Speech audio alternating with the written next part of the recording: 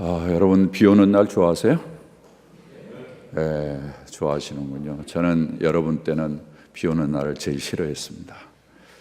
사람이 얼마나 상대적인지 지금은 저를 아주 비 오는 날을 좋아합니다. 결혼을 해가지고 이제 비가 오는데 제 아내는 아주 비 오는 날을 좋아하더라고요. 그래서 왜 비 오는 날이 좋냐고 그랬더니 비 오는 날에 차 안에 앉아가지고 툭툭툭 떨어지는 빗소리를 듣는 것이 그렇게 좋대요. 근데 저는 비 오는 날이 아주 싫었습니다. 왜냐하면은 제가 다닐 때 비 오는 날이 저에게는 제일 추해 보였기 때문에 그렇습니다. 제가 대학 다닐 때 비가 오면은 버스 정류장에서 학교까지 신발을 벗고 그리고는 바지를 걷어 올리고 그리고 진흙탕이 된 길을 걸어서 올라가야 했는 그러한 이제 형편이었습니다. 그리고 시내 나가서 비가 오는 날 이렇게 돌아다니면은 옛날에는 이 신발이 참 많이 젖었습니다. 신발이 젖어서 이렇게 기숙사로 돌아오면은 이 신발을 말리는데 상당히 많은 시간을 보내게 됩니다. 그리고 그 다음에 아주 찝찝한 덜 마른 신발을 신고 나가야 됩니다. 그래서 무지하게 싫었습니다. 근데 결혼을 해가지고 신발이 한 3개 정도 생기니까 그때부터 비 오는 날이 좋아지기 시작합니다. 그래서 좀 번갈아 가면서 신고 마른 것을 꼬득꼬득한 걸 신으니까 달라지더라고요.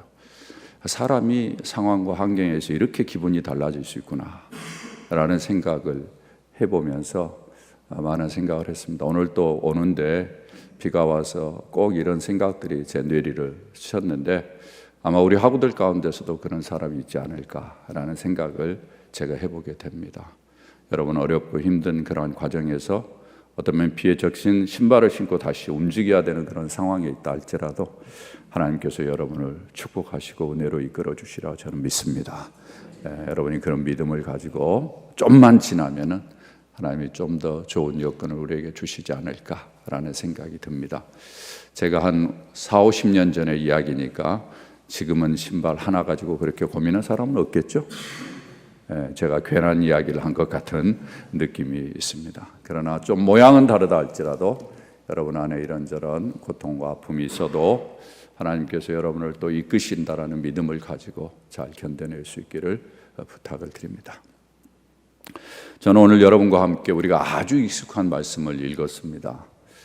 여러분들 아마 신학교 와서 이 말씀을 아마 수차례 듣지 않았을까라는 생각을 해보는데 제가 오늘 여러분과 함께 이 말씀을 다시 들었습니다.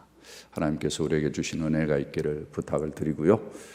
여러분 어떻습니까? 예수 믿으면서 여러분 나름대로 뭐가 좋다, 여러분 나름대로 좋은 것에 대한 리스트업을 한번 해보셨는지 모르겠습니다. 저는 우리 성도들에게 최근에 들어서 예수 믿으면서 뭐가 좋은지 한번 정리를 해봐라. 여러분들이 그것을 정리할 수 없다면 여러분 어떤 면에서는 종교 생활하는 것과 똑같다. 예수 믿으면서 뭐가 좋은지를 모르고 사는 것처럼 불행한 일이 어디 있겠는가. 제가 이야기를 하면서 우리 성도들에게 한번 자기가 예수 믿으면서 좋은 것을 좀 적어보라고 했어요. 성도들이 잘 적을까요? 못 적을까요?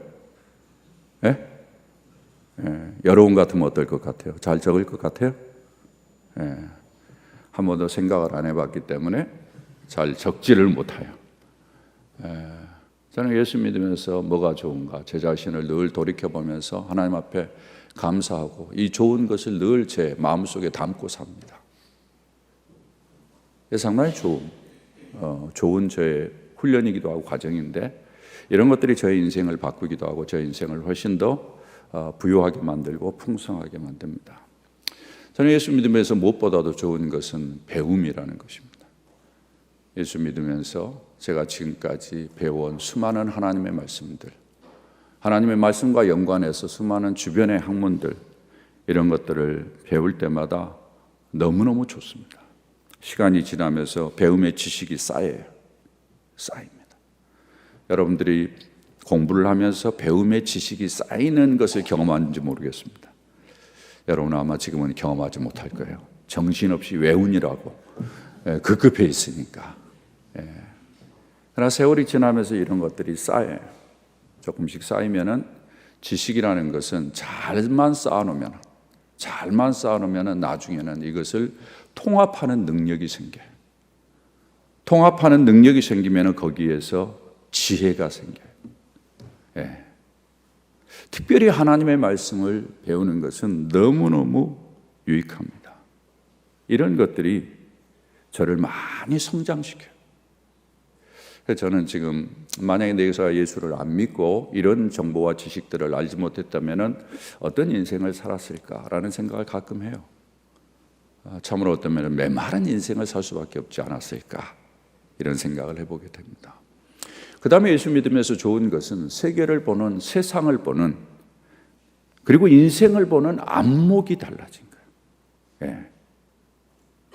제가 예수 믿으면서 참 좋은 것 중에 하나는 인생이 뭔지, 가정이 무엇인지, 남편이 무엇인지, 아내가 무엇인지, 자식이 무엇인지, 이 땅을 사는 동안에 노동이 뭔지, 이런 것들에 대해서 하나하나씩 정리를 하면서 인생을 살 수 있다는 것이 얼마나 좋은지 몰라요. 이게 다 성경의 베이스를 가지고 성경적인 관점이 생기는 거죠. 예수 믿으면서 성공에 대한 관점이 제 인생을 바꿨어요. 옛날에는 성공을 어떻게 생각했어요? 사회에서 똑같이 생각했죠. 많고 높고 크고. 이게 성공의 정의잖아요. 세상에서는. 그렇지 않습니까? 예. 많이 가지는 것, 예. 높은 자리에 올라가는 것, 큰 것 가지는 것. 예. 그걸 성공이라고 생각했어요. 교회 안에서도 여전히 그런 생각을 가지고 있는 사람들이 있죠. 세속적인 가치관이죠. 그것이 아직까지도 우리에게 영향을 미치는데 저도 예전에 그랬어요. 그래서 늘 큰 것을 추구했어요. 늘 많은 것을 추구했어요. 높은 것을 바라보면서 인생을 살았던 적이 있어요. 그러나 하나님의 말씀을 통해서 그것이 성공이 아니라는 것을 깨달았죠. 하나님께서는 요셉이 옥중에 있었지만은 그를 성공했다라고 이야기하고, 그를 형통했다라고 이야기하고, 그가 노예의 삶을 살았지만은 그를 가리켜서 형통했다고 그렇게 이야기를 하잖아요. success했다. 그걸 보면은 성경에서 이야기하는 성공의 가장 중요한 조건은 내가 하나님과 동행하는 거예요. 하나님과 내가 동행한다면 무엇을 하든지 그것이 성공이라는 사실을 깨닫게 되고 알게 되고, 하나님과 동행하면서 성공의 즐거움과 기쁨을 누릴 수 있다는 것이 얼마나 큰 인생의 축복인가 라는 생각을 할 때마다 너무너무 좋아요. 예. 고난을 당해요. 목사도 고난을 당하죠. 여러분도 이제 앞으로 여러분에게 계속해서 다가올 고난이 있죠. 예, 맞습니까? 별로 기대가 안 되죠. 예, 그러나 사실입니다. 예, 저는 여러분을 볼 때마다 앞으로 다가올 그 고난의 과정들을 생각할 때 여러분을 보면서 안쓰러워요. 사실은 그래요. 제가 뻔히 아니까. 예. 저는 신학교 다닐 때 누가 내 인생에 고난이 있을 거라고는 가르쳐 주진 않았어요. 그러나 제가 인생을 살아보니까 계속해서 고난이에요. 예. 파도처럼 몰려오는 게 고난이에요. 특별히 여러분이 가는 길은 그 고난이에요. 옛날 같으면 이 고난이 불평과 원망과 왜 하나님 나에게 이런 것이었지만, 내가 예수를 믿고 예수 안에서 계속해서 성숙해 가면서 결국은 이 고난이 나의 인격을 만들더라. 예. 나를 다듬는 하나님의 손길이었더라. 이걸 깨닫게 되는 거죠. 그래서 썩 괜찮은 사람이 돼 가잖아요. 여러분, 김만영 목사라는 사람이 썩 괜찮은 사람이 돼 가는 걸 못 느끼시죠? 예. 예. 저는 이런 면에서 너무너무 감사합니다. 예. 하나님께서 나를 이렇게 만들어 가시는구나. 예수 믿으면서 좋은 것이 경험의 폭이 넓어지는 거예요. 많은 사람들을 만나고 많은 사람들을 접하면서 내가 경험해 보지 못했던 경험의 세계를 간접적으로 이렇게 해보는 거예요. 다양한 사람들을 만나면서 그들의 배경을 이해하고 그들의 상황을 이해하면서 사람을 알게 되고 사람을 이해하게 되고, 큰 축복이에요. 무엇보다도 감사한 것 중에 하나는 하나님의 말씀을 통해서 정확한 기준을 알게 돼요. 이 땅을 사는 동안에 상황이 다르고 형편이 다르는데 그때그때마다 사람들이 자기 마음대로 자기 형편대로 선택하고 결정하는 그런 상황에서도 우리가 하나님의 말씀을 통해서 바른 기준을 알고 그 상황을 바로 읽고 바른 선택을 하면서 살아갈 수 있다는 것, 인생을 살면서 계속해서 경험하는 거 얼마나 좋은지 몰라요.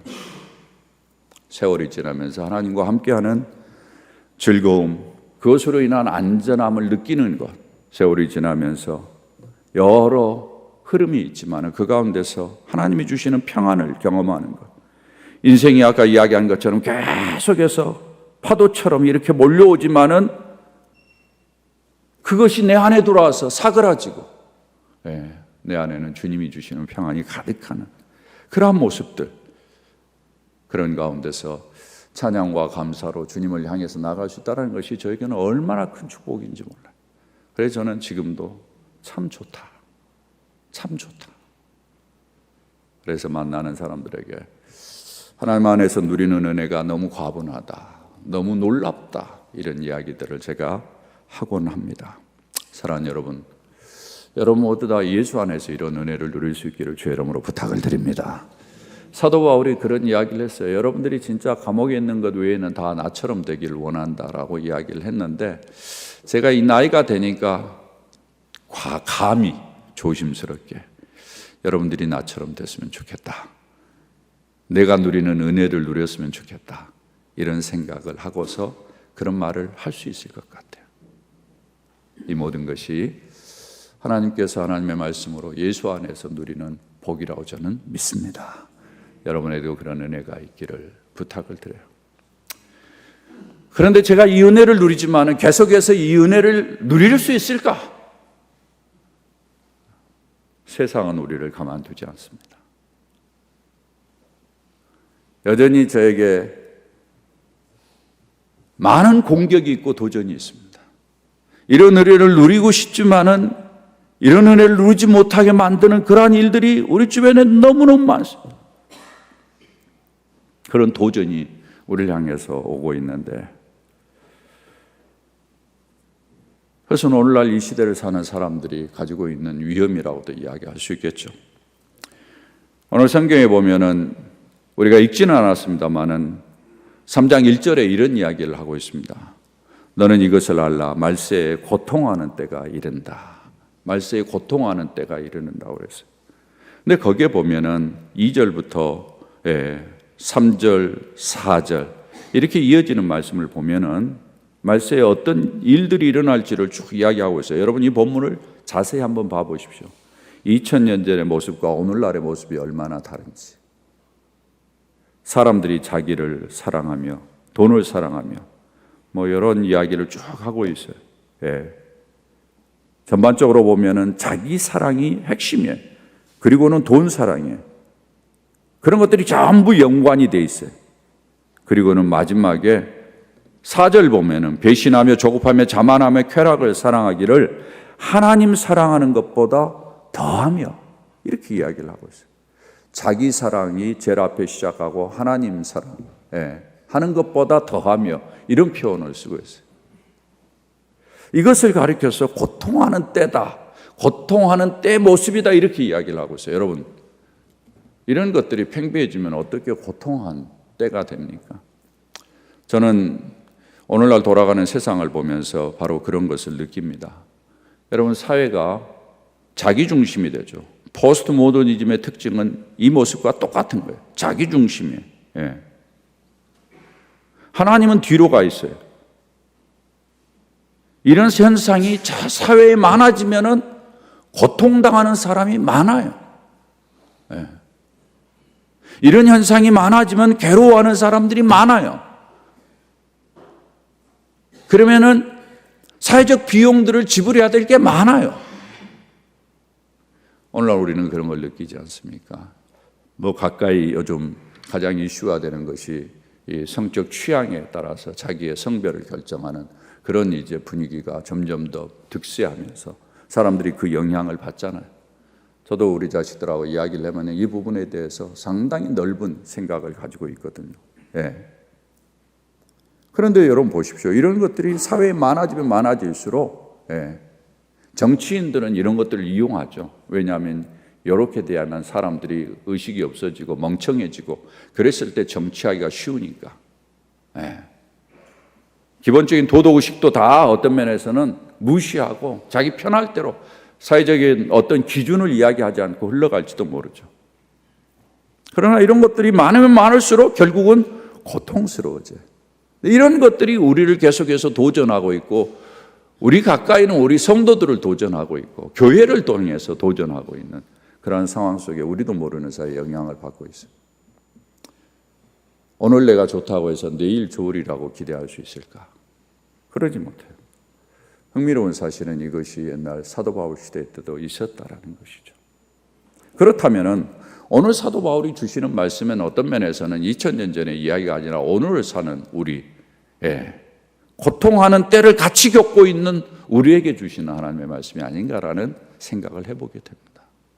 어떤 면에서는 여러분이 살아갈 것은 더 심한 고통과 아픔이 있는 세대가 될지도 모르겠습니다.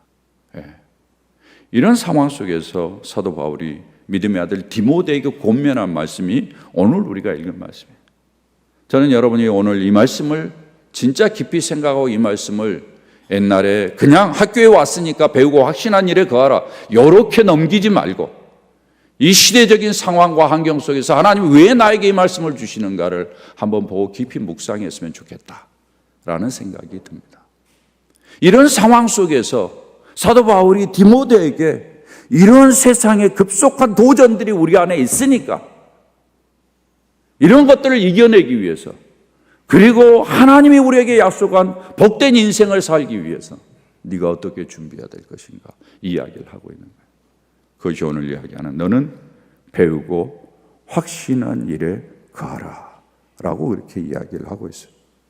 두 가지를 강조해요. 첫 번째는 배워라, 두 번째는 확신해라. 배우는 것과 확신하는 것은 상호 연관성이 있는 것이죠. 배움이 없이는 확신이 불가능하죠. 인류학자들이 사람이 어떻게 해서 신념을 갖게 되는지를 많이 연구를 하죠. 사람들이 어떻게 해서 믿음을 갖게 되는지를 연구를 해요. 그것은 어려서부터 자기도 모르는 사이에 이런저런 정보들이 쌓여가지고 그게 쌓아지면서 세월이 지나면서 나중에 그 신념이 되고 믿음이 된다, 그렇게 이야기를 해요. 배우는 것이 확신이 돼요. 무엇을 배우느냐가 아주 중요하죠. 어떤 정보가 들어가느냐가 아주 중요하죠. 그것이 좋은 확신을 만들 수도 있고 나쁜 확신을 만들 수도 있어요. 우리 주변에는 바로 그런 사람들이 많아요.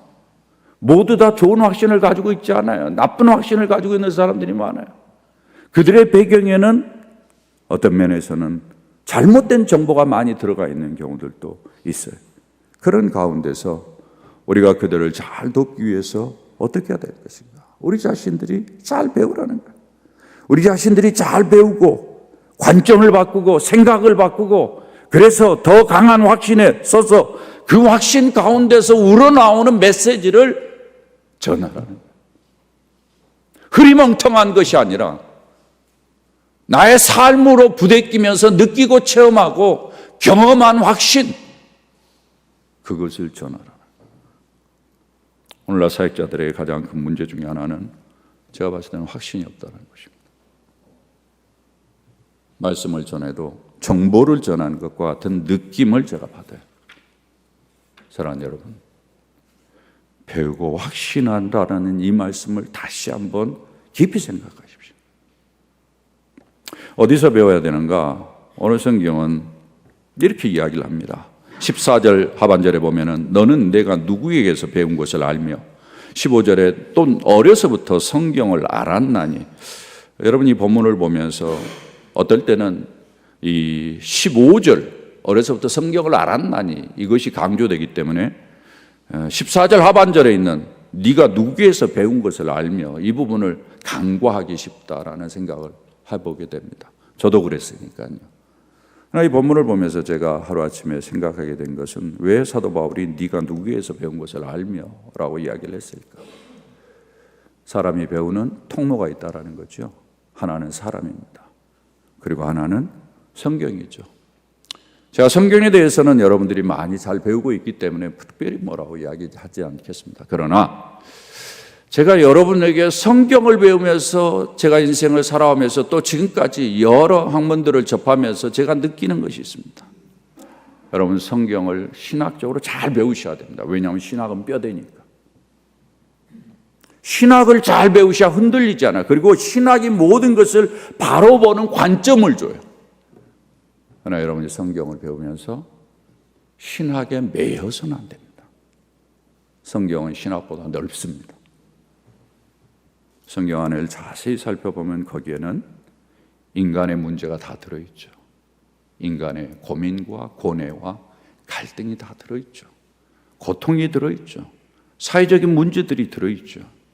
거기에 보면은 문제를 어떻게 해결해 가야 될지에 대한 아이디어가 들어있죠. 거기에 대해 하나님의 사람들이 어떤 리더십을 발휘해야 될지 들어있죠. 여러분이 폭을 넓히셔야 됩니다. 신학에 매이서는 안 돼요. 여러분, 신학은 뼈대예요. 그러나 신학이 담을 수 없는 내용이 성경에 많아요. 신학으로 묶을 수 없는 내용들이 많아요. 그런 것들을 신학적인 관점에서 잘 보는 면에서 여러분들이 계속해서 훈련해 나가서 여러분 자신들을 잘 준비하는 것이 무엇보다 중요합니다. 저는 그것에 대해서 더 이상 이야기하고 싶지 않아요. 여러분들이 이렇게 신학을 잘 배울수록 이것이 쌓여져 가면 여러분에게 확신이 되고 여러분에게 바른 기준을 제공해 주고 여러분이 어떤 사건이나 상황을 접할 때 그걸 명료하게 볼 수 있는, 분석할 수 있는, 분별할 수 있는 그런 능력을 줄 거예요. 그래서 여러분의 성경을 잘 신학을 배우고 그러나 거기에 매이지 말고 더 폭넓게 성경을 볼 수 있는 안목을 가질 수 있었으면 참 좋겠다 싶어요. 제가 이야기한 것처럼 남편이 뭔지, 아내가 뭔지, 가정이 뭔지, 자식이 뭔지, 고난이 뭔지, 노동이 뭔지 이런 것들도 여러분이 잘 정리해서 여러분들 나름대로의 관점을 가지고 확신을 가지고 여러분도 인생을 살고 또 그렇게 말할 수 있는 사람으로 준비할 수 있기를 바랍니다. 또 한 가지 여기서 강조하는 것은 사람이에요. 사람. 사도 바울이 왜 네가 누구에 의해서 배운 것을 알며 이것을 썼을까 저는 여러 번 생각해 봤습니다. 여기에서 아마 사도 바울이 디모데에게 했던 이야기는 네가 누구에 의해서 배운 것을 알며 했을 때 사도 바울 자기를 먼저 유념해 뒀을 거예요. 무슨 이야기입니까? 어떤 사람에게 배우느냐가 상당히 중요하다는 이야기죠. 여러분의 합동신학원 안에서 좋은 선생님들에게 배운 것을 기쁨으로 생각하시길 바랍니다. 별로 동의들을 안 하시네요. 상당히 기뻐하지 않는 것 같아요. 여러분 합동신학원 안에서 좋은 교수님들을 통해서 배우는 것에 대한 자부심이 있습니까? 진짜요? 한 10분은 대답을 안 하는 것 같아요.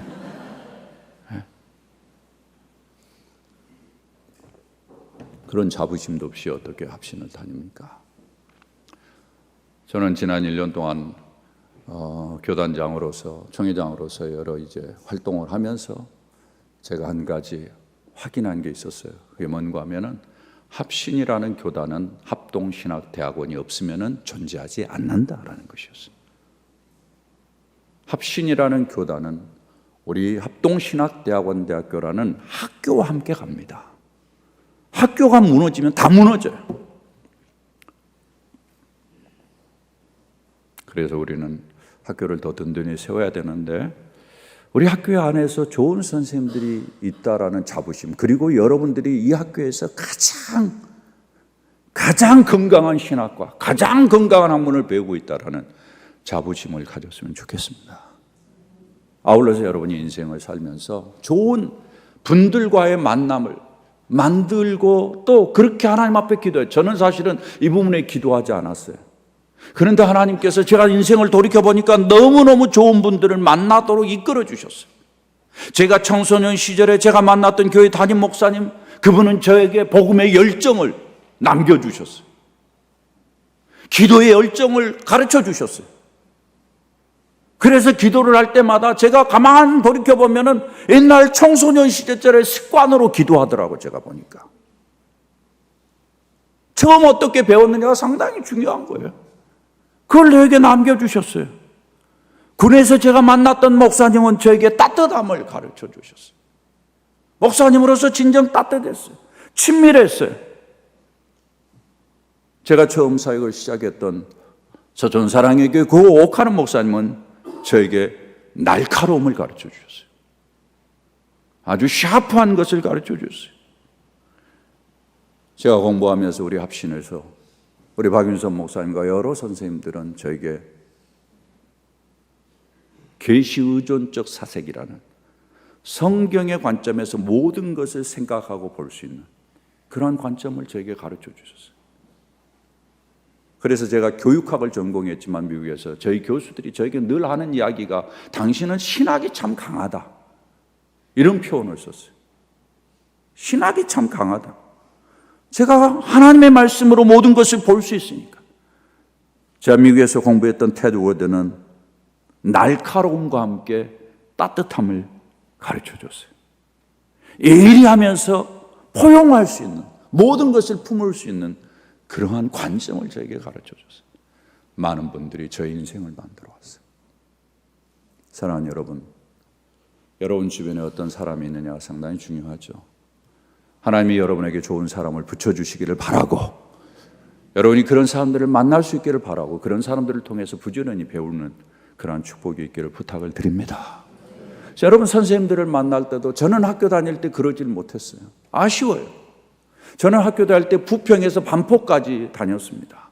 그렇기 때문에 3번인가를 갈아타고 4번인가를 갈아타고 반포까지 허겁지겁 와요. 그러면은 공부 마치고 다시 4번 갈아타고 부평까지 돌아가는 일에 정신없어요. 선생님들하고 이야기할 시간이 없었어요. 선생님들에게 이런저런 문제를 놓고 같이 대화할 시간이 없었어요. 여러분, 선생님들하고 가까이 할 수 있기를 부탁을 드립니다. 그리고 그들을 통해서 배우십시오. 그들이 말 한마디 한마디 놓치지 마십시오. 이렇게 여러분들이 잘 다듬어질 때